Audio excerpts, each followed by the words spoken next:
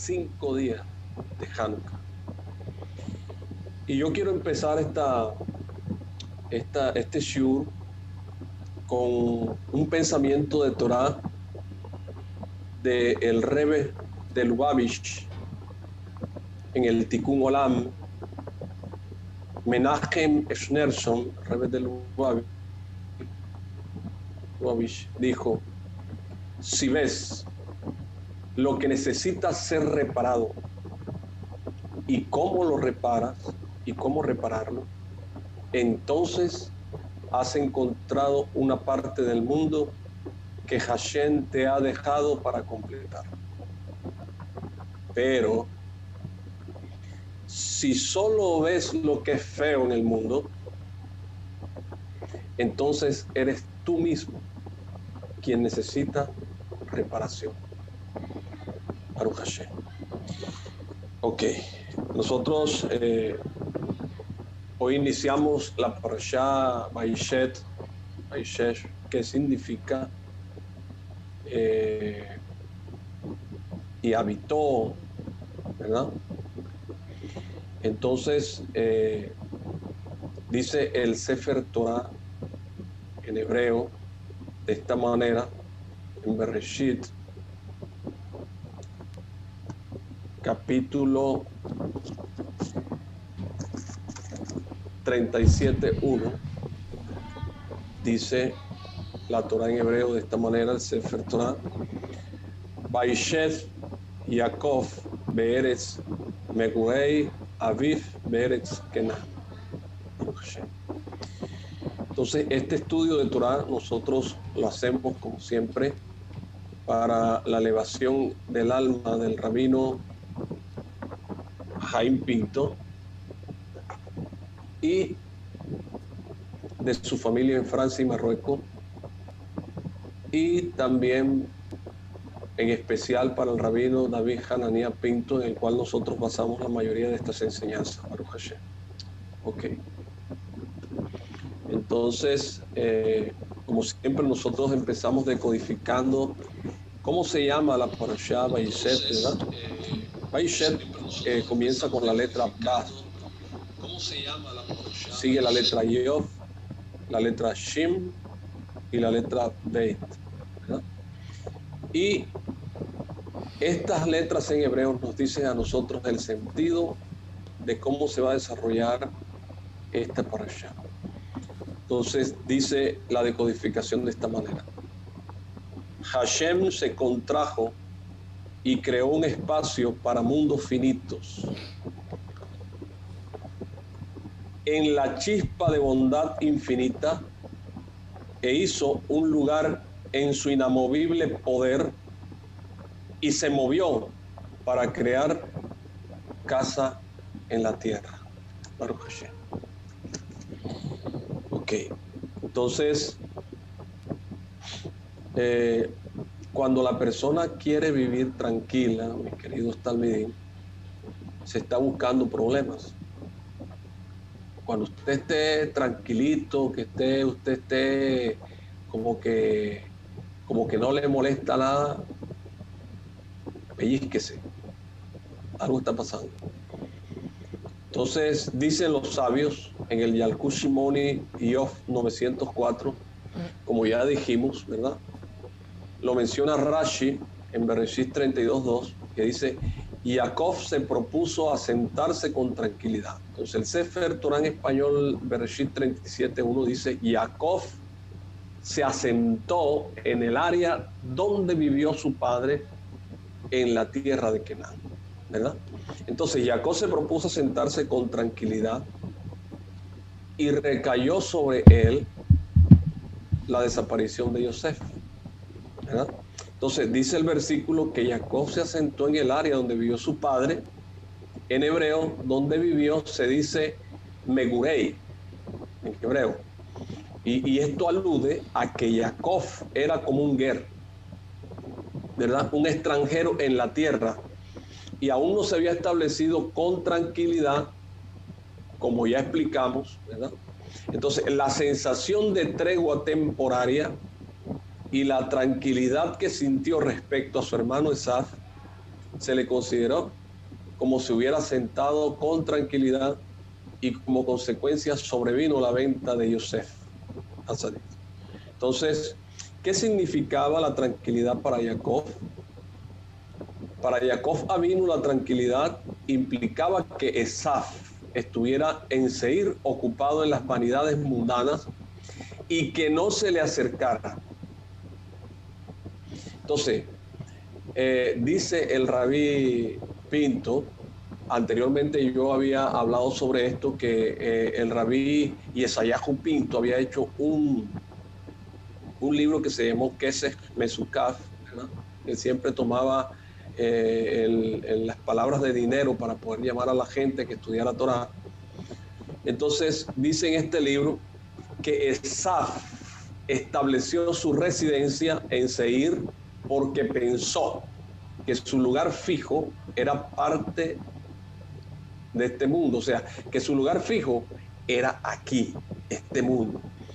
Pero, como antes lo dijimos, Jacob Avinu, quien sabía que su estadía no es en este mundo, ¿verdad? Porque este mundo es pasajero. ¿Quién se va a quedar como monedita de oro en este mundo? Nadie. O como árbol plantado en este mundo. Nadie. Aquí todos nosotros vamos desfilando momentáneamente en este mundo, ¿verdad? Entonces, como Jacob Avinu sabía esto en este mundo, entonces que era pasajero totalmente y temporaria, entonces él construyó una sukkah. Una sukkah es temporaria, ¿verdad? Entonces, cuando nosotros hablamos de Sukkot, ¿verdad?, construimos una cabaña para habitar durante 7 días no más.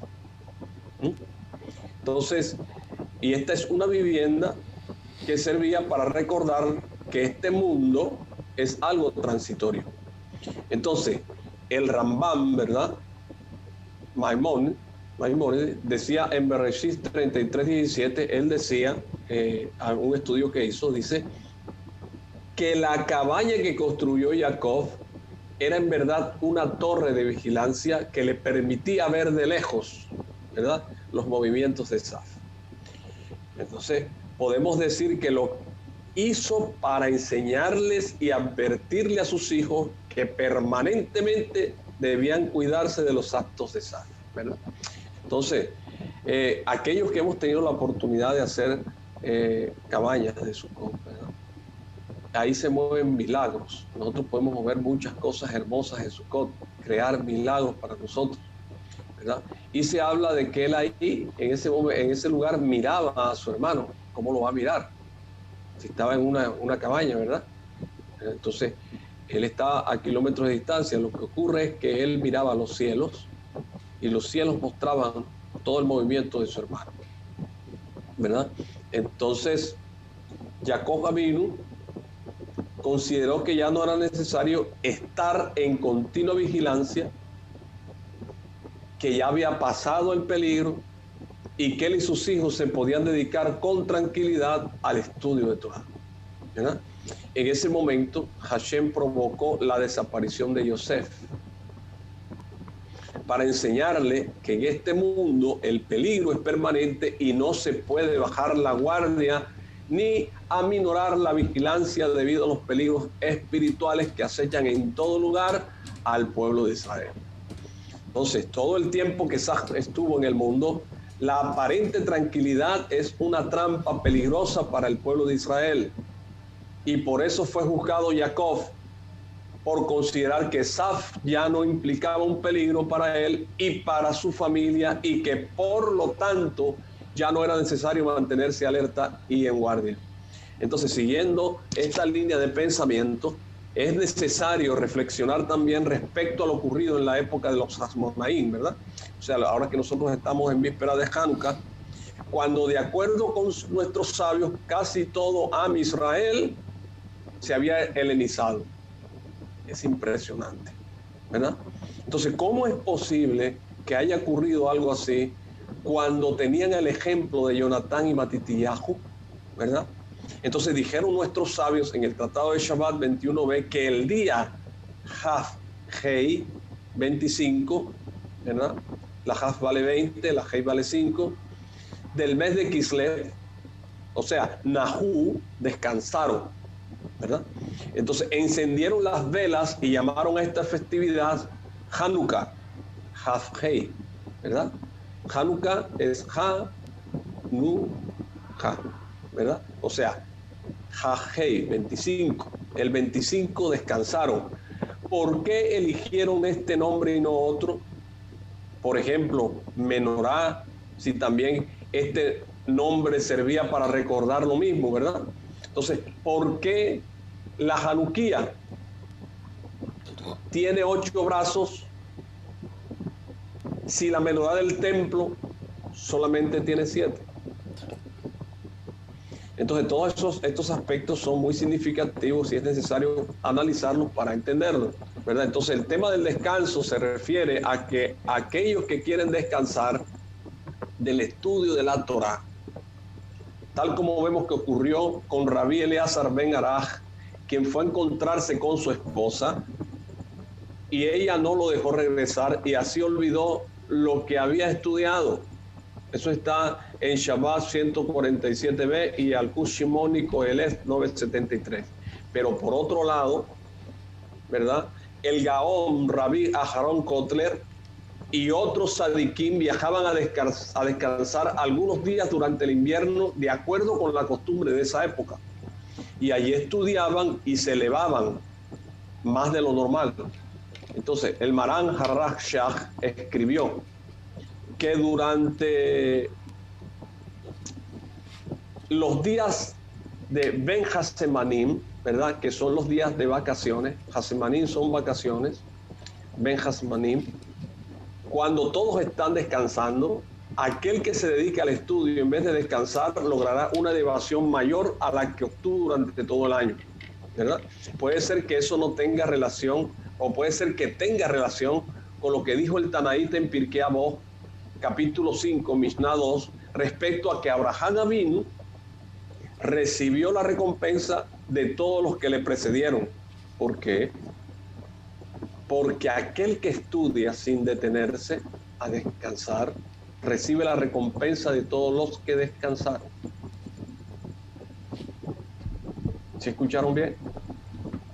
Aquel que estudia sin detenerse a descansar recibe la recompensa de todos los que descansaron.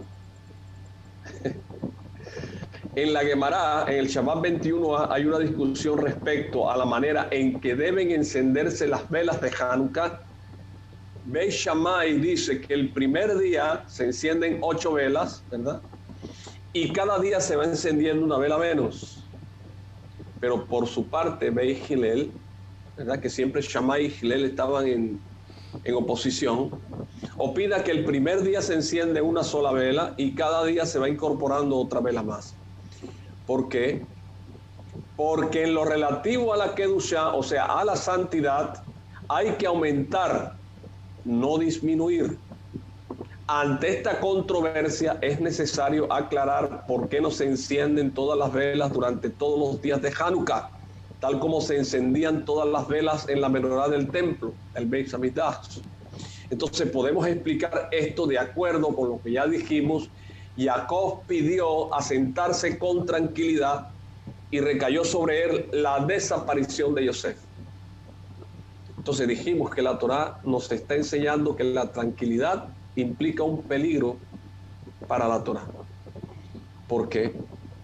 Porque de acuerdo con lo que dijeron nuestros sabios en Shabbat 105b, la inclinación al mal no se presenta ante la persona y le dice que vaya a practicar la idolatría, ya que ninguna persona le haría caso.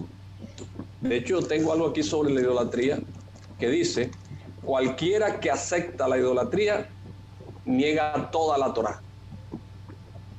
Entonces, ya que ninguna persona le haría caso, entonces, en cambio, la inclinación al mal va y le dice que deje de estudiar un poco y al día siguiente vuelve y le dice: ayer dejaste de estudiar un poco, ahora deja un poco más. Y así se va presentando cada día y va agregando algo más hasta que finalmente logra convencer a la persona para que practique la idolatría. Y lo que antes dije está en Abodá Zará 2.4, ¿verdad? Que aquel que practica la idolatría niega toda la Torá. Entonces, esto fue lo que ocurrió en la época de los griegos, cuando el culto al cuerpo, o sea, el helenismo, ¿verdad? Ellos practicaban mirando sus músculos, su cuerpo, y todo eso lo llevaron a Israel. Entonces, poco a poco esto fue ingresando a la mentalidad de las personas. ¿Y cómo es posible que hayan logrado introducir esos conceptos dentro de Israel? Probablemente primero les dijeron, necesitas descansar un poco de su estudio, y así prosiguieron hasta lograr que prácticamente todo el pueblo de Israel estuviera helenizado. Entonces pidieron un poco de tranquilidad y terminaron cayendo en el helenismo, ¿verdad? Entonces con esto podemos explicar la discusión entre Shammai y Hillel, ¿verdad? La Beth Shammai, Beth Hillel, casa de Shammai, casa de Hillel, considera que hay que ir agregando, tal como los griegos introdujeron pocos conceptos de la cultura griega y después fueron agregando más y más hasta lograr corromper totalmente al pueblo helenizándolo. Por eso también nosotros vamos agregando cada día otra vela más al encender la Hanukkah, ¿verdad? Para recordar siempre la manera en que trabaja la inclinación al mar, el Yeser Hará. Entonces, cada día le propone al hombre el Yeser Hará dar un paso más adelante del que dio el día anterior, ¿verdad? Perdón, cada día le propone al hombre dar un paso más adelante del que dio el día anterior. Por el contrario, Beit Shammai considera que se debe ir disminuyendo cada día una vela para que recordemos la manera en la cual los griegos fueron contaminando nuestro cerebro y nuestro corazón lentamente, disminuyendo la santidad cada vez un poco más hasta lograr helenizar casi por completo al pueblo de Israel. Por eso nosotros también vamos disminuyendo la cantidad de velas para recordarlo, ¿verdad? Entonces, la palabra Shemoná, ¿verdad?, que significa 8, tiene las mismas letras que la palabra Neshama, como antes se los había explicado, ¿verdad? Entonces, está escrito en el Tas Orach Haim 770 y el 6 Catán 3, que los griegos fueron para el pueblo de Israel peores que Hamán, ¿verdad? Porque Hamán quiso matarnos, es decir, destruir el cuerpo y no el alma, ¿sí? Pero los griegos trataron de liquidar el alma judía para que de esa manera perdiéramos el Olam Abba. Y yo eso se los he venido explicando durante todas las parashot anteriores, en donde que el pueblo de Israel, cuando salió de Egipto, ¿verdad?, ellos temían perder la vida de su cuerpo, y cuando entraron al desierto se enfrentaron con Amalek, y Amalek cambió la mentalidad de ellos. Por eso fue el pecado del Beta Egel, porque entró directamente a que dejara las mifaj de Pesach. Baruch Hashem. Entonces, Hamán quería matar al pueblo de Israel, ¿sí? Pero los griegos querían matar su alma, porque aquel que entra en la mente de un judío y le quita su esencia, lo mató. Por eso el judío no puede descansar de estudiar Torah. Entonces, tuvo lugar, entonces, a raíz de esto, el milagro del aceite, Shemen, ¿verdad?, que tiene las mismas letras que la palabra Neshama, alma, y tiene las mismas letras que la palabra Shemonah, para que a través del aceite recordemos nuestra alma. Entonces, el Ben Ishai, en la Parashá Vayeshev, Shana Rishonah, dice en nombre del Arizal, del gran Arizal, de nuestro rabino, que en este mundo hay 4 fuerzas del alma. La fuerza del alma animal básica, que es el Nefesh, ¿verdad? Y ese es el estado más bajo que tiene el ser humano. Y todo animal lo tiene. La fuerza del espíritu, que es el Ruach, ¿verdad? Y todo animal lo tiene. La fuerza del alma superior, la Neshama, que no la tienen los animales, pero la tiene el hombre. Y la fuerza del alma en la misma alma, que es la Neshama Shel HaNeshama, que esta última, Neshama Shel HaNeshama, ¿verdad? Hashem nos dio un alma y nosotros debemos embellecerla, elevarle, darle fuerza, que ese es Hayá y Ejida. Entonces, esta es la fuerza del alma en la misma alma, porque la persona agrega contenido a su alma a través de ¿qué? A través de la Torah y de las mismot. Entonces, tal como está escrito en Tehilín 68:35, que dicen, denle fuerza al Eterno, ¿verdad? Entonces, ¿acaso Hashem necesita que nosotros le demos fuerza? Entonces, obviamente la respuesta a esta pregunta es negativa, ¿verdad?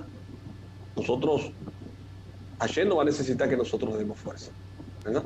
Entonces, pero cuando Hashem ve que estamos ocupados en el cumplimiento y en el estudio de la Torah, a eso se le llama darle fuerzas, tal como lo dice la continuación misma del versículo, ¿verdad? Dice, denle fuerza al Eterno, su orgullo es Israel. Por eso, al ver que las fuerzas de impureza, ¿verdad?, se fortalecen en el mundo, debemos incrementar nuestro estudio de Torah, porque esa es la fuerza de Hashem. Entonces, nos dice el Talmud en el Tratado de Shabbat 33b, y él trae una discusión. Rabí Yehudá dijo, ¿cuántas cosas buenas hicieron los romanos? Construyeron puentes, mercados y casas de baños. Rabí Shimon Bar Yochai dijo, todo lo que hicieron fue para su propio honor. Por su parte, Rabí Yossi se quedó callado. Y Rabí Shimon Bar Yochai afirmó que todo lo que habían hecho para su propio provecho, construyeron puentes para poder cobrar impuestos, mercados para colocar allí mujeres de la vida alegre, prostitutas, casas de baños para que los elogiaran, y todo con el objetivo de lograr que los judíos eligieran adoptar su cultura. O sea, totalmente dejar la Torá, dejar las mitzvot, dejar el alma del judío. Entonces, es decir, utilizaron sus conocimientos como una trampa para ir atrayéndolos poco a poco a los judíos. Aparentemente no hay nada malo en un mercado, ¿verdad? Y de hecho, ustedes se acuerdan de la Parashá Pinjas, ¿verdad? Donde él mató a Zimri, ¿sí? ¿Por qué se dio ese pecado tan grave en Israel a través de Balaam? Porque ellos dijeron, hay una forma como podemos entrar y destruir al pueblo de Israel, y es a causa de una misbah. O sea, ellos están cumpliendo misbah todo el tiempo, entonces vamos a hacer algo, vamos a maquillarnos la misbah de ellos para llevarla a transgredir.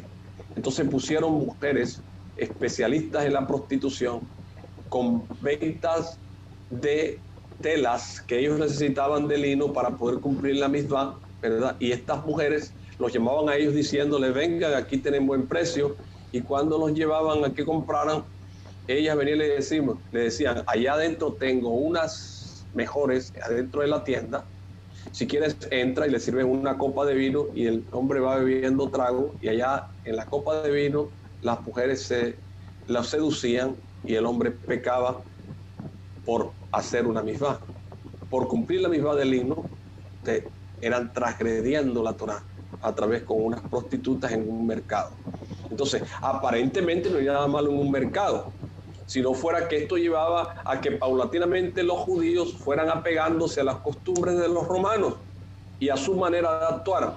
Eso fue lo que dijo Ben-Hillel, ¿verdad? Entonces, que la razón principal por la cual se estableció el encendido de las velas de Hanukkah es para poder recordar lo que nos hicieron los griegos, ¿verdad? Nos dieron un poco de tranquilidad y otro poco más, hasta lograr que prácticamente todos los judíos se helenizaran.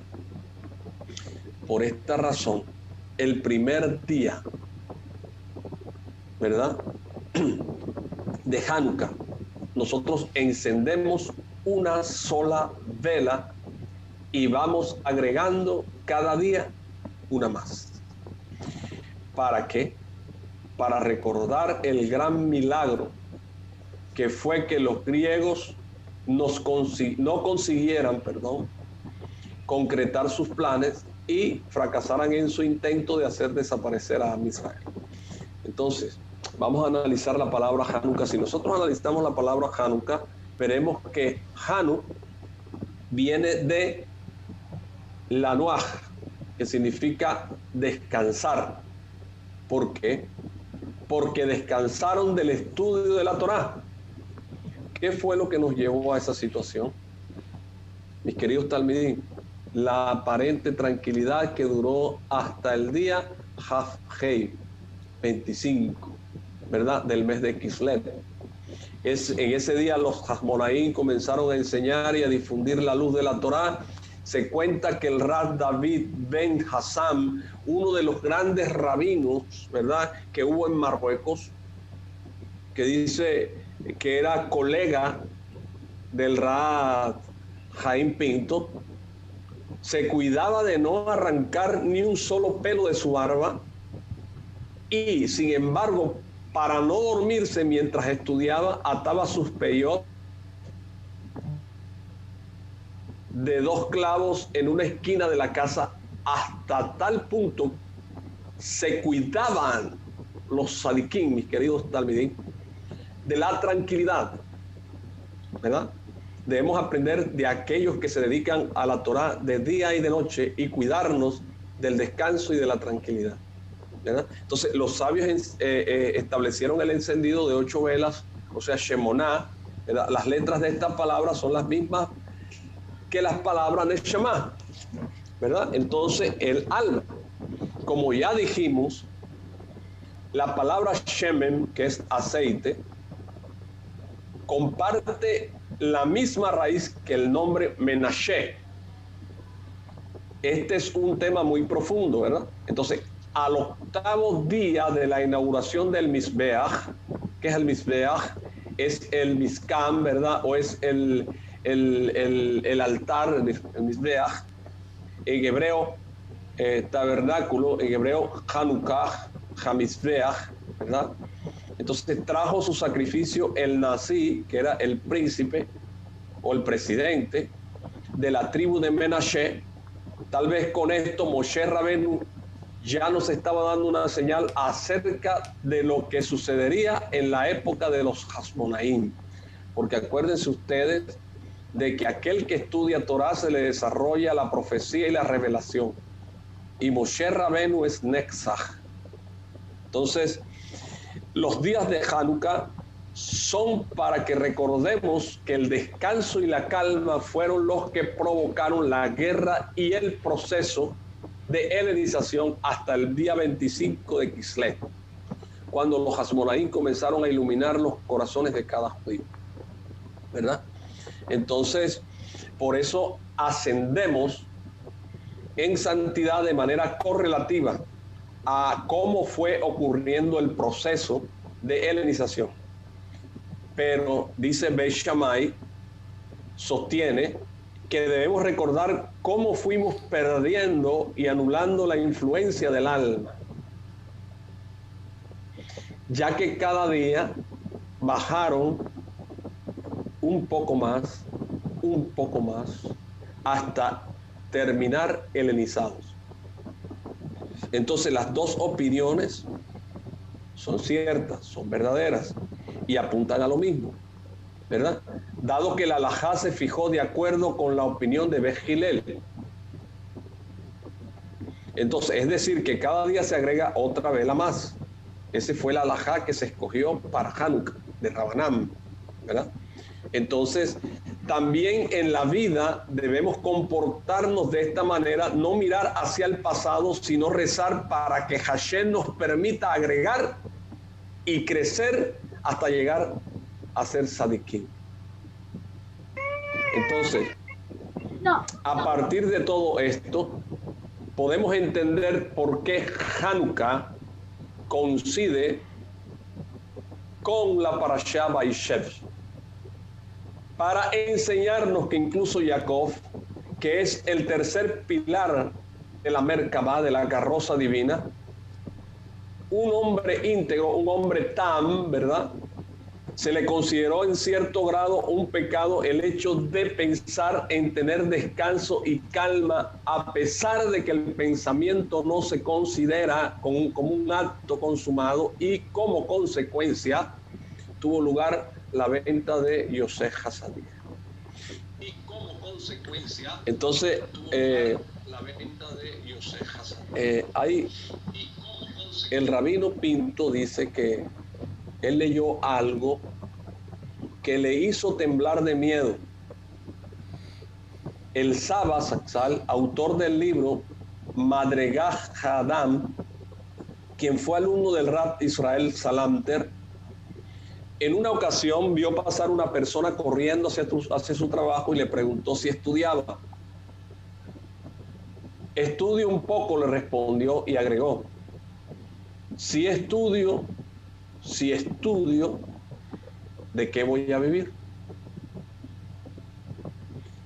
El Saba le respondió: ¿estás preocupado por tu sustento para poder vivir y no te preocupa con qué vas a morir?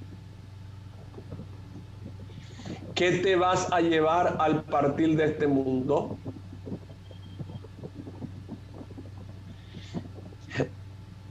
Y dice el Rab Pinto que esta es una historia escalofriante, ¿verdad? Porque todos nosotros, mis queridos talmidí, vivimos preocupados por cómo vamos a vivir y no nos preocupa con qué vamos a morir. ¿Qué nos llevaremos cuando nos llegue el momento de partir de este mundo? En el cielo alegrarán que tuvimos, dirán en el cielo, ¿verdad?, que tuvimos suficiente tiempo para hacer lo que debíamos.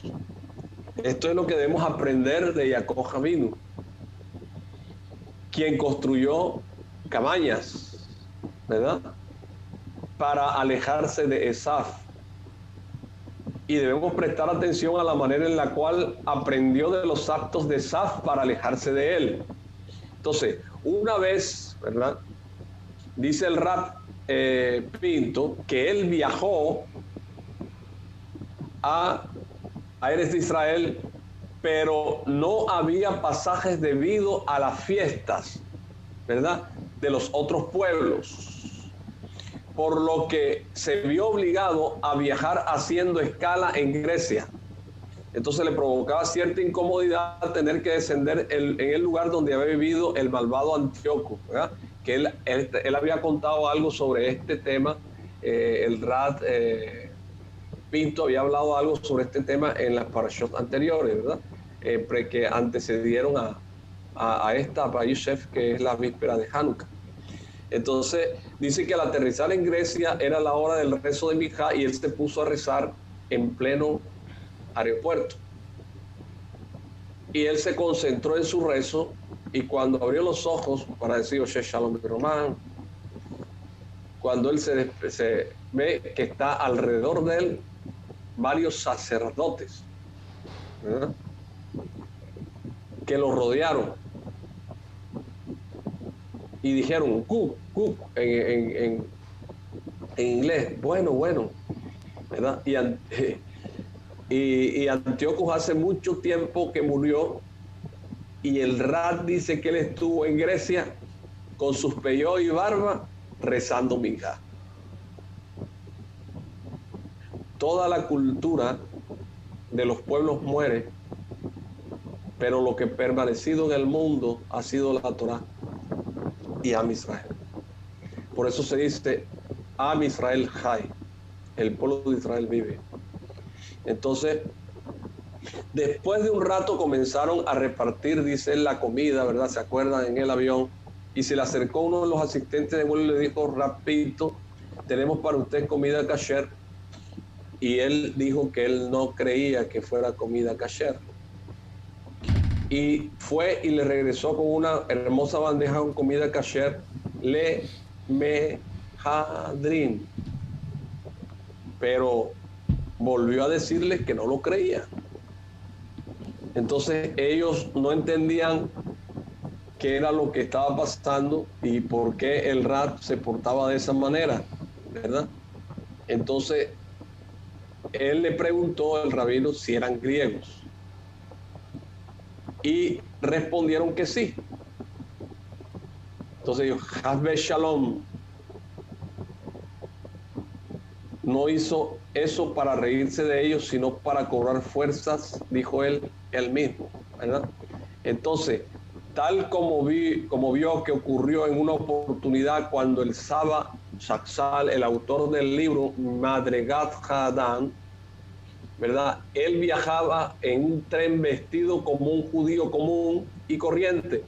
En el tren, en el vagón de primera clase, viajaban generales importantes que estaban fumando y le dijeron al Saba burlándose. ¿Cuánto falta? Ok. Ah, judío. 2 minutos. Ok.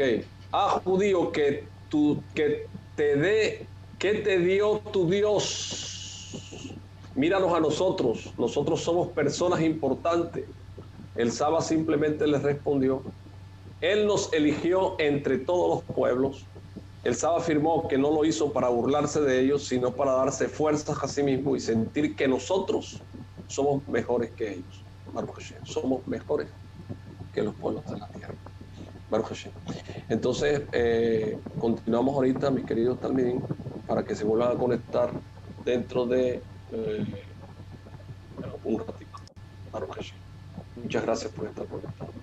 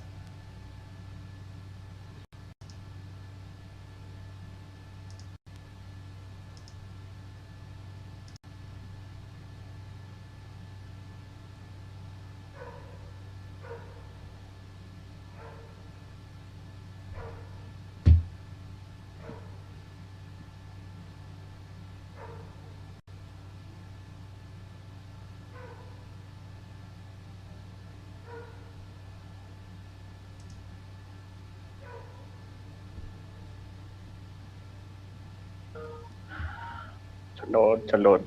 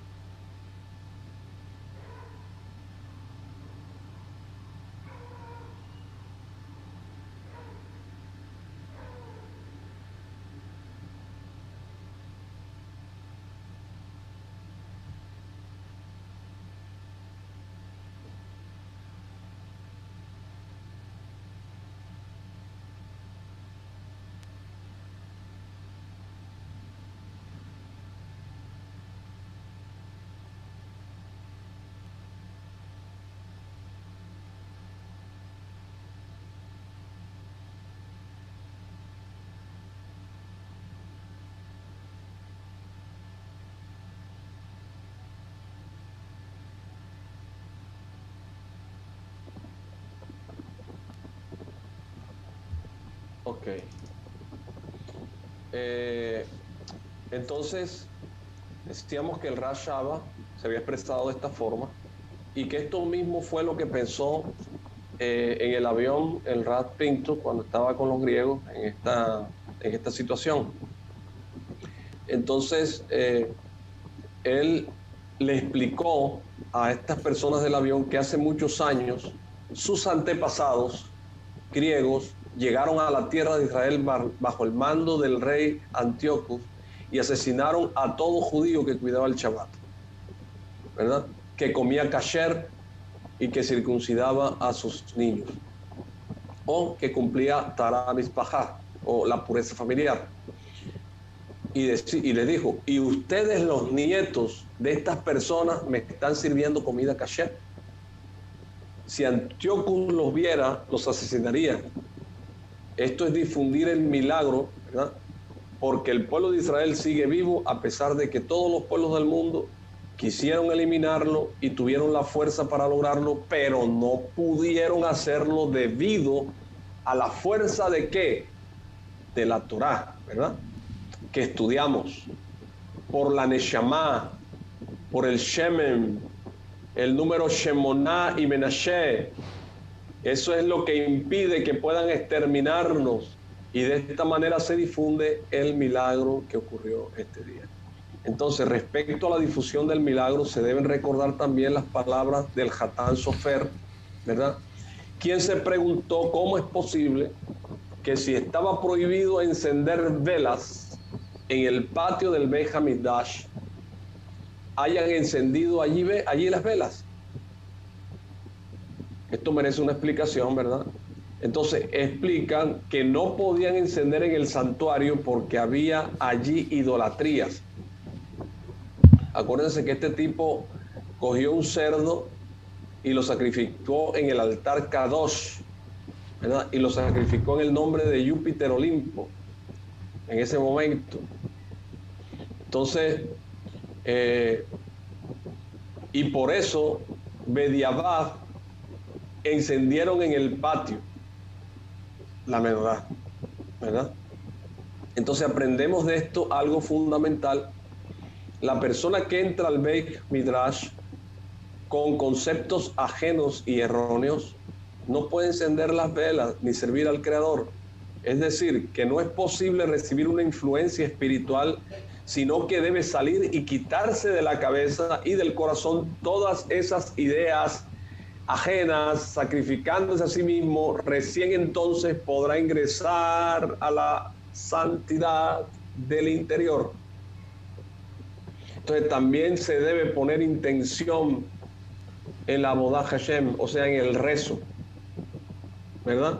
Para poder hacerlo, la persona es necesario saber para qué llegamos a la sinagoga. Si fuimos para rezar, entonces nosotros debemos recordar que es necesario prepararse antes del rezo, ¿verdad? Porque para rezarle al Creador es necesario santificar la interioridad de la persona. Pero no debemos llegar a la sinagoga sin pensar para qué fuimos. Uno va como un autómata, como un robot. No podemos, ¿verdad? Porque en la calle recogemos muchas cosas, llegamos muy confundidos en la mente y cuando estemos allá comenzamos a hacer los rezos, pero nuestra mente está en otro lado. Entonces, es necesario, ¿verdad?, que nosotros extirpemos primero los pensamientos extraños de la cabeza, ¿verdad?, y del corazón, y solo entonces es posible santificarse. Por esta razón, en el Beit HaMikdash, dada la necesidad del momento, encendieron las velas en el patio para dar lugar a la purificación del interior del Beit HaMikdash. Baruch Hashem. Entonces, leemos nuevamente el Sefer Bereshit, capítulo 37:1 en español, y dice: Jacob se asentó en el área donde vivió su padre en la tierra de Canaán. El hombre, mis queridos talmidín, nació para esforzarse. Miren, Rashi explica este versículo diciendo: Jacob pidió asentarse con tranquilidad, y entonces recayó sobre él la desaparición de Yosef. Los sadiquín piden asentarse con tranquilidad. Entonces Hashem dice: a los sadiquín no les resulta suficiente con lo que les espera en el Olam Abba, sino que también piden asentarse con tranquilidad en este mundo. Afirma la Gemara en el Tratado de Berajot, ¿verdad? En el 5a, que la persona nació para esforzarse y todo se consigue con sufrimiento. La Torah, la manutención, la tierra de Israel y muchas otras cosas más. Entonces, ¿la persona nació para qué? Para esforzarse. Eso está en Iov 5.7, ¿verdad? Elifaz, el Teimaní, nos enseña que una de las cosas que siempre debe experimentar la persona es el esfuerzo, el yugo, amal. Entonces, esto implica esforzarse, ¿verdad? Y dedicarse en pos de algún objetivo. Entonces la persona solo puede existir con esfuerzo. Bueno, que está bien, no solo eso, sino que esa es precisamente la razón por la cual él viene a este mundo, nació, tal como está escrito, ¿verdad? La persona nació para esforzarse, la persona llega a este mundo para elevarse, adquirir e interiorizar logros espirituales. Entonces, ¿cómo puede lograrlo? Solamente a través de ¿qué? Del esfuerzo y la dedicación, mis queridos también. Esfuerzo y dedicación. Pero hay acá algo más. No solo que el esfuerzo posibilita la adquisición de niveles espirituales, sino que el esfuerzo mismo tiene enormes beneficios. ¿Por qué? Porque la persona que se sienta y desperdicia el tiempo sin ninguna clase de esfuerzo, puede llegar a caer en la locura debido al vacío de la falta de acción, ¿verdad? Y en el Ketubot, en el Tratado de Ketubot 59b, dice: la holgazanería lleva al pecado. Por esa razón la persona tiene la obligación de enseñarle a su hijo un oficio si es que el niño no tiene la capacidad para estudiar Torah. Entonces, porque de lo contrario, mis queridos talmidín, comenzará a aburrirse y será un holgazán, y el holgazán, el ocio, termina llevando a la persona a pecar. Eso está en Kiddushin 30b y 82a, ¿verdad? Entonces, en resumen, el esfuerzo es importante no solo porque a través de él se logra ascender a unos niveles espirituales elevados, sino también porque sin esfuerzo la persona se siente vacía, aburrida y termina cayendo en la Abodá Zará, en el pecado. Entonces, Jacob pidió asentarse con tranquilidad y recayó sobre él la desaparición de su hijo Yosef, ¿verdad? Entonces Jacob había sufrido durante toda su vida angustia, había sufrido persecuciones, ¿verdad? Primero en la casa de su padre debido a la envidia de Esaf, después con Labán el Jaramí, ¿verdad? Que lo engañó durante toda su estadía y luego lo persiguió para matarlo. Si no fue que Hashem se le apareció y le dijo: cuidado, te vas a meter con él, ¿verdad? Entonces posteriormente también él luchó con el ángel de Esaf. Entonces, después de todo esto, Jacob pidió asentarse con calma y estudiar con tranquilidad. Entonces Hashem le dijo a Jacob que no se le pedía una Torah de calma y tranquilidad. Miren, mis queridos talmidín, ¿qué significa esto?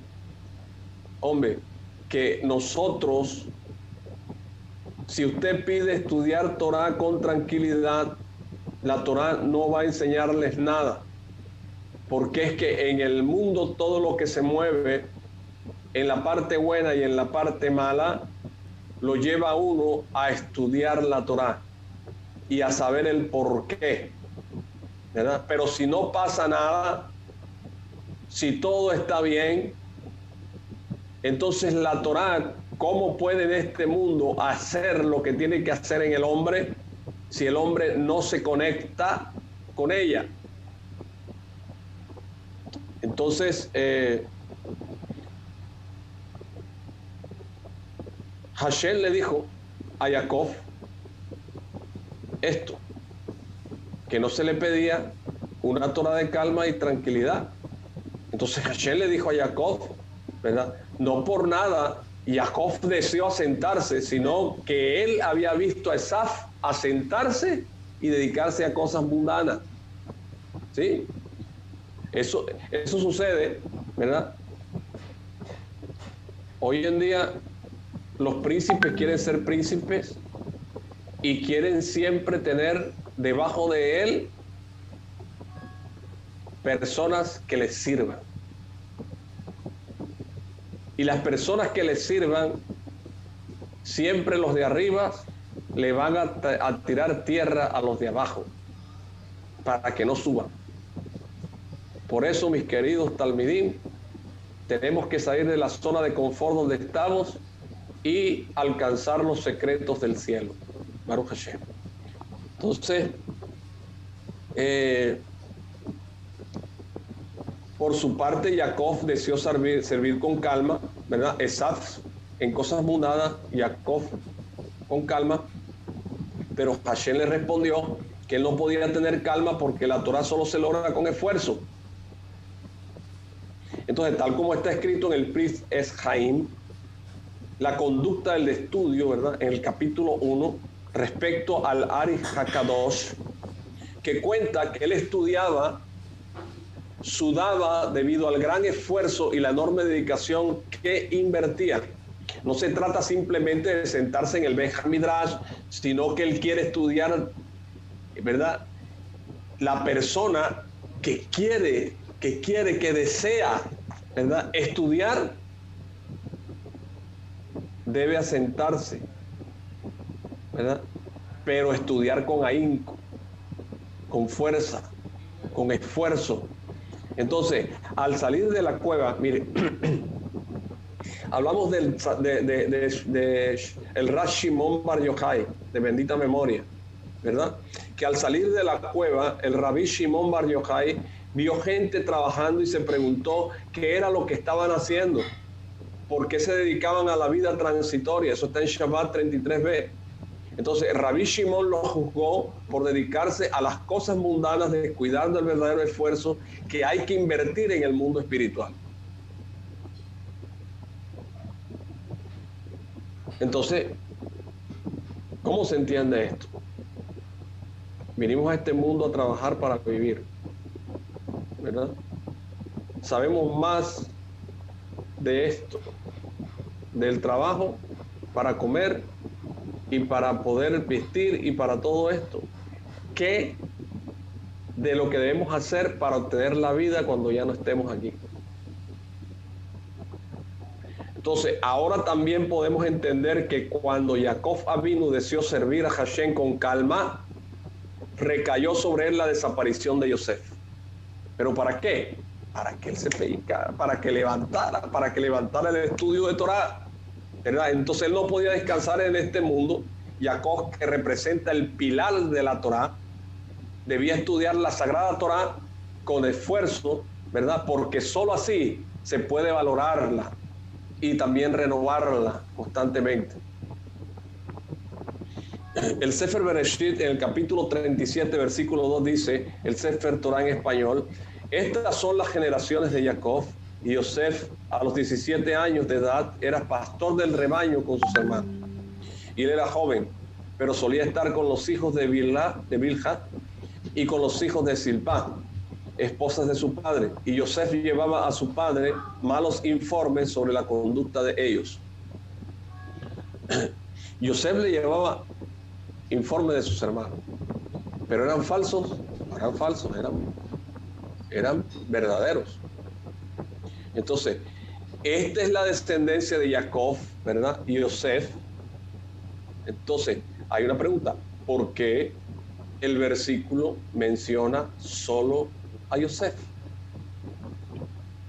Jacob tuvo más hijos, pero nada más se nombra a Yosef. Entonces, si Jacob tuvo también otros hijos, ¿verdad? Explica el Yalkut Shimoni Bereshit 140, y lo menciona Rashi también, que toda la Torah que estudió Jacob Avinu se la enseñó a Yosef Hasadik. Por lo tanto, toda la Torah que tenía Jacob la tenía también Yosef. Y por eso se dice, esta es la descendencia de Jacob, Yosef, ¿verdad? Esto no deja de asombrar, ya que Reubén era el primogénito y aún así Yosef alcanzó a estudiar más Torah que todos sus hermanos, e incluso más que Reubén, su hermano mayor. Entonces, por otra parte, se acostumbra a llamar a Yosef con el calificativo de Yosef Hasadik. Eso está en el Tratado de Yomá 35b y otros. Entonces, ¿por qué justamente Yosef mereció este calificativo? Sin duda, la rectitud de las demás tribus no era inferior a la de Yosef, porque todos eran las tribus de Israel. La gloria de Am Israel. Entonces, la respuesta a estas preguntas radican en las palabras del versículo, y él era joven, ¿verdad? Pero solía estar con los hijos de Bilha y con los hijos de Silpa. Yosef Hasadik se veía a sí mismo como un joven delante de los hijos de las sirvientas, es decir, que se comportaba humildemente sin ponerse por encima de ellos. O sea, Rashi subraya que Yosef se arreglaba el cabello, lo cual implica que tenía muy buen aspecto. Es probable que esta haya sido una razón para sentirse superior a las otras tribus. También vemos que Jacob Avinu le otorgó a Yosef un trato preferencial. Acuérdense ustedes que le hizo una túnica de varios colores, ¿verdad? Entonces, pero a pesar de todo eso, Yosef continuó siendo humilde y demostrando afecto hacia los hijos de las sirvientas, conservando siempre su nivel. Entonces, después de esto, cuando llegó a ser virrey de Misraim, Yosef, o de Egipto, Yosef habría podido derrocar al faraón, porque él sabía un idioma más que Faraón. Eso está en Sotá 36b. Pero Yosef Hasadik se sentía agradecido con el faraón por haberlo nombrado gobernante sobre todo Egipto, y por eso no actuó en su contra. Vemos que Yosef poseía una gran humildad y acostumbraba a aminorar su valor frente a los demás. A pesar de que dominaba todos los idiomas y de que había logrado interpretar los sueños de todos los magos de Egipto, ¿verdad? No habían podido decir, que ellos ni siquiera habían podido descifrar. Entonces, no sintió nada de orgullo Yosef, ¿verdad? Y siguió comportándose humilde. Eso está en la sefirá de Gesed. Entonces, esta es otra explicación al versículo por qué en hebreo la palabra joven se dice na'ar, ¿verdad? Lo cual también significa sacudir, menaer, es decir, sacudir del todo honor y grandeza, sacudir todo el honor y la grandeza de uno y comportarse con simpleza frente a los hijos de la sirvienta. O sea, uno tiene que ser humilde todo el tiempo. Nadie puede ser superior, sentirse superior a otros. Entonces, después de haber analizado el versículo, vemos que todos los hermanos es precisamente a Yosef a quien se lo llama Hasadik, y que eso también, por eso él mereció estudiar toda la Torá de boca de Jacob Avinu. Entonces, ¿por qué siempre se comportó con humildad Yosef? Porque estudiaba Torá con su padre. Entonces, la Torá se adquiere cuando uno se une al compañero y puede sentirlo. Cuando haya una unión, ¿verdad?, entre el maestro y el alumno. Ustedes están estudiando Torá conmigo en esta hora porque sienten afinidad en la Torá que se les está enseñando hoy, ¿verdad? Y están llenándose de Torá, analizando sus vidas completamente. Entonces, la persona que ayuda a llevar la carga de su compañero tiene el mérito de recibir muchas cosas a cambio.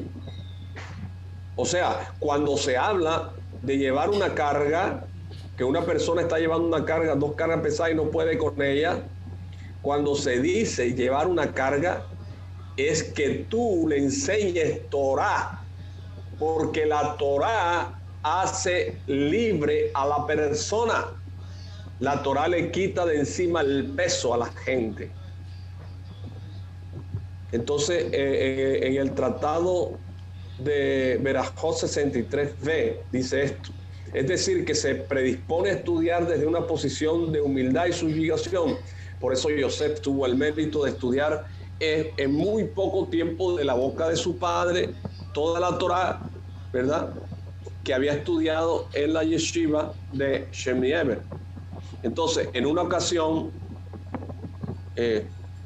hay una historia del Rab Pinto que cuenta que con gran dolor su hijo llamado Shmuel se comportaba de la peor manera, ¿verdad? Cuenta la historia que el Rab Pinto vino a verle una mujer y le estaba contando esto, ¿verdad? Que su hijo se llamaba Shmuel y se comportaba de una manera terrible y no parecía en nada a Shmuel Hanabi, por el cual todas las mujeres de la época le ponían ese nombre a sus hijos, ¿verdad? Por el profeta Shmuel. Entonces, ¿por qué es que el significado del nombre era que la voz de Hashem había salido del cielo y él la había escuchado? Eso es lo que significa el nombre, ¿verdad? Entonces, todas las personas querían poner el nombre a los niños que nacían, ¿verdad? Para que cuyo nivel fuera como Moshe y Aarón juntos. Entonces, esta mujer le dijo que cuando las mujeres le ponían, ¿verdad?, este nombre a su hijo, a un hijo, esperaban que siguiera el camino recto de Shmuel Hanabi, ¿verdad? Entonces ella no entendía por qué su hijo no seguía ese camino, sino que por el contrario le amargaba la vida. Entonces el rabino Pinto le explicó que Haná había llamado así a su hijo para mencionar que su nombre, Shmo, es él, Hashem. O sea, es decir, que su nombre era como el nombre de Hashem. Y en el momento en que salió la voz de los Shamaim del cielo, Haná dijo: que sea tu voluntad que ese niño que va a nacer sea mi hijo y que sea un profeta comparable con Moshe y Aarón juntos. Y como dice el versículo que está en Tehilim 99:6, Moshe y Aarón entre sus sacerdotes y Shmuel entre los que invocan su nombre, ¿verdad? Entonces, el Maran Harrach Shach escribió que en nuestra época hay personas que eligen este nombre para sus hijos, pero no saben el profundo significado que se esconde detrás del mismo. Por eso también el Rab Pinto le dijo a esta señora que desde el momento en que llamó así a su hijo, ella se obligó a sí misma a esforzarse por entregar toda su vida para que él estudiara Torah y lograra elevarse y crecer espiritualmente, así como Haná se ocupó y se preocupó por el futuro de su hijo y lo colocó en la cuna en el Beit Hamikdash el día siguiente de que el niño dejó de amamantar, para que pudiera oír palabras de Torah y recibir la santidad, ¿verdad? En un shiurim que estaba dando yo la vez pasada, había dicho esto, que hay mujeres que le dicen: yo entregué a Hashem mi hijo, y no saben la responsabilidad que tienen, no conocen la Torah, y por eso se meten en unos líos tremendos. Entonces, el libro de Shmuel cuenta que cuando Shmuel estaba acostado en el Beit Hamikdash, cerca de Eli Cohen, oyó una voz que lo llamaba por su nombre. Entonces, al oír que lo llamaban, ¿verdad?, se despertó y fue hacia el Cohen, o sea, hacia donde Elí, porque pensó que él era el que lo estaba llamando. Pero Elí le contestó que él no lo había llamado. Entonces, tiempo después sucedió lo mismo y Elí volvió a decirle que tampoco esta vez lo había llamado. Después de que esto ocurriera varias veces, Elí Cohen le dijo a Shmuel que al parecer era Hashem quien estaba llamándolo y que cuando volviera a ocurrir debía responder: habla, oh Eterno, que tu siervo escucha. Eso está en Shmuel 1, capítulo 3, versículo 9. Entonces, en la continuación del texto, nosotros vemos que efectivamente eso fue lo que sucedió, pero Shmuel solo respondió así, ¿verdad? Habla, que tu siervo escucha, sin mencionar el nombre de Hashem. ¿Por qué Shmuel hizo esto? Porque en su nombre, ¿verdad?, estaba una enorme humildad. Shmuel pensaba que él no era digno de recibir el don de la profecía, por no encontrarse aún en el nivel necesario para merecer tal revelación. Pero como su mamá había pedido a Moshe y a Aarón, acuérdense que Job y Netzach y Job son profecía y revelación, ¿verdad? Y ella pidió que fuera igual que él. Entonces, no aceptaba que mereciera que Hashem, ¿verdad?, le hablara de manera directa. Y por eso es que no mencionó el nombre divino de Hashem. Entonces, Shmuel tuvo el mérito de ser equiparado con Moshe y Aarón, sobre quienes está escrito que nunca molestaron a un judío para su propio provecho, sin haber pagado adecuadamente sus servicios. Eso está en Midrash Shmuel, capítulo 14, ¿verdad? Lo que no hacían los hijos del Cohen, de Elí, que venían y se aprovechaban de toda la gente en Israel, ¿verdad? Hasta tenían relaciones sexuales con mujeres por favores de ellas en el templo. Entonces, posteriormente, Hashem le dijo a Shmuel Hanabi que Hafni y Pinjas, los hijos de Elí Cohen, morirían en la guerra. Entonces, Shmuel no se apresuró en revelar la profecía que había recibido, y recién en la mañana siguiente, y ante la insistencia que Elí tenía, él aceptó revelar las palabras de Hashem. Entonces, esto demuestra la gran humildad que tenía, no como la mayoría de las personas que siempre salen corriendo a contarles a sus amigos todo lo bueno que les ocurre, ¿verdad? Entonces, Shmuel podría haberse enorgullecido delante de Elí por haber merecido recibir la profecía de Hashem. Entonces, ¿qué fue lo que provocó la muerte de Hafni y de Pinjas? Que no recapacitaron al oír la profecía y siguieron con su mal comportamiento. Algo parecido ocurrió con Ahaz y Jeroboam ben Nebat. Ellos oyeron profecías muy duras, pero no corrigieron sus actos. Esto se debió al orgullo, que es lo contrario de la subyugación, mis queridos talmidín, y por eso merecieron ser castigados por la divinidad. A pesar de que el estudio de Torah lo hace a usted una persona sabia, usted no puede decir o creerse superior.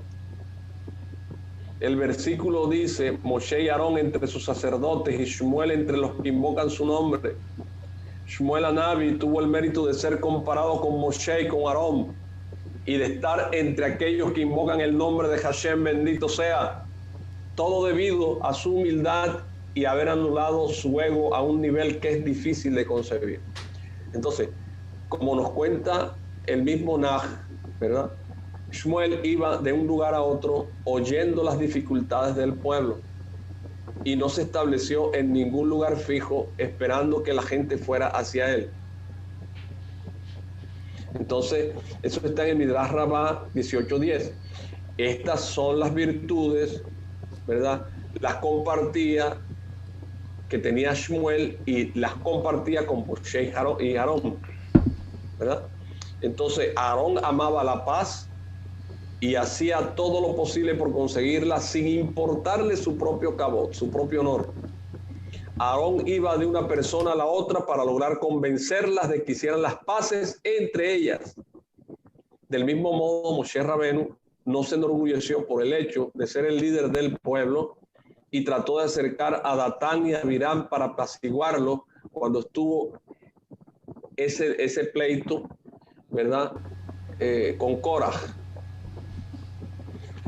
Entonces, a partir de todo esto, podemos ver que para adquirir Torah y para tener el mérito de elevarnos espiritualmente, nosotros debemos comportarnos con humildad, anular nuestro ego y entregarnos por completo, tal como lo hicieron Yosef Hasadik, Moshe, Aarón y Shmuel Hanabi, porque la Torah no la adquiere sino aquel que está dispuesto a morir por ella. Es decir, quien mata a sus malas cualidades, a sus midot negativas. Nosotros estamos estudiando Shareh HaMidot. Ahí estamos viendo nosotros las correcciones, ¿verdad? Estamos observando, entendiendo cuál es el propósito del judío y cuál es el propósito de cada misvah que Hashem nos da. Ok. Entonces, leemos en el Sefer Bereshit, capítulo 37:5, y dice el Sefer Torah en español: Yosef soñó un sueño y lo relató a sus hermanos y ellos incrementaron más su odio hacia él. Y dice el Sefer 37, versículo 9, en español, y dice: de nuevo soñó otro sueño y se lo contó a sus hermanos y dijo: he aquí que he soñado otro sueño. El sol y la luna y 11 estrellas se prosternaban ante mí. Baruch Hashem. Entonces, Yosef Hasadik soñó dos sueños, ¿verdad?, que incrementaron en gran medida el odio que le tenían sus hermanos. ¿Cuáles fueron estos sueños? Eso lo dice el versículo, ¿verdad? Y ellos incrementaron más su odio hacia él. En el segundo sueño, Yosef vio que el sol y la luna y 11 estrellas se prosternaban ante él. Este sueño era muy significativo porque estaba revelando, ¿verdad? Estaba revelando que llegaría el día en el cual su padre, su madre y las tribus restantes, las 11 tribus, se iban a postrar ante él, ¿verdad? Entonces, eso provocó entre sus hermanos, ¿verdad?, un odio que llegó a su corazón. Entonces, podemos pensar que Jacob Avinu no aceptó este sueño, pues está escrito que él lo reprendió. Jacob reprendió a Yosef. Eso está escrito en Bereshit 37:10, ¿verdad? Jacob le dijo, ¿verdad?, a Yosef que su madre ya había fallecido, se había muerto, y en consecuencia no era posible que ese sueño fuera verdadero. Pero la verdad es que Jacob Avinu aceptó la autenticidad del sueño de Yosef y está escrito, ¿verdad? Pero su padre guardó el asunto. Él lo reprendió, pero guardó el asunto. 2 minutos. Ok, Jacob Avinu reprendió a Yosef porque vio el odio que le tenían las tribus. Por eso lo reprendió. Baruch Hashem. Mis queridos Talmidim, mañana nosotros tenemos un shiur especial con el Raf Asher Gutiérrez de Cali. Vamos a estar en simultánea. Hay que Lior se ponga de acuerdo con Meir para que den un link que pueda, bueno, el link ya está, creo yo, para que puedan conectarse ustedes a esa clase de Hanukkah que va a estar muy interesante mañana. Entonces, Talmidim, los espero para que ustedes escuchen ese shiur, y el martes continuamos nosotros con la segunda parte de esta parashá para poder adelantar. Entonces les deseo a todos Laila Tot, muchas gracias por todos los que se conectaron a esta hora y todos aquellos que están esperando esta enseñanza. Espero que sea de gran bendición para ustedes. Shavuot.